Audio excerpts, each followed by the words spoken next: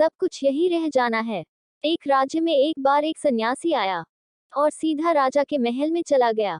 उस सन्यासी की वेशभूषा को देखकर राजा के किसी भी सिपाही ने उसे अंदर जाने से नहीं रोका। वो सन्यासी सीधा राजा के दरबार में चला गया। सन्यासी को अपने सामने खड़ा देख राजा ने उनसे पूछा, आप कौन हैं और क्या चाहते हैं? सन्यासी बोला, मैं एक आध्यात्मिक गुरु हूँ और प्रवचन देने के लिए दूसरे राज्य जा रहा था, लेकिन अब दिन ढलने को आया है तो मैं आज रात आपके महल में ही रुकूंगा। रात बिताने के लिए बस मैं थोड़ी जगह चाहता हूँ। सन्यासी की बात सुनकर राजा बोला, ये एक राजा का महल है, कोई विश्राम स्थल नहीं जो आप यहाँ रात में रुकना चाहते हैं। आप बाहर जाए, वहाँ रहने की आपको कोई ना कोई जगह मिल जाएगी। सन्यासी ने राजा से फिर प्रश्न किया, महाराज क्या मैं जान सकता हूँ कि आपसे पहले ये महल किसका था? राजा बोला, मेरे पिता का था, क्योंकि मुझसे पहले वही राजा था। सन्यासी ने फिर प्रश्न किया, अच्छा तो अब आपके पिताजी कहाँ हैं? राजा बोला,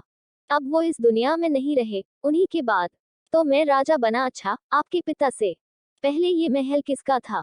सन्यासी ने फिर से प्रश्न पूछा। राजा को अब गुस्सा आने लगा, लेकिन फिर भी उसने शांत होकर जवाब दिया, मेरे पिता से पहले ये महल मेरे दादाजी का था और अब वो भी इस दुनिया में नहीं है। अब सन्यासी बोला, ये जगह जो ना कल तुम्हारी थी और ना ही तुम्हारे जाने के बाद ये किसी और की होगी। इस संसार में लोग कुछ ही समय रह पाते हैं और फिर चले जाते हैं।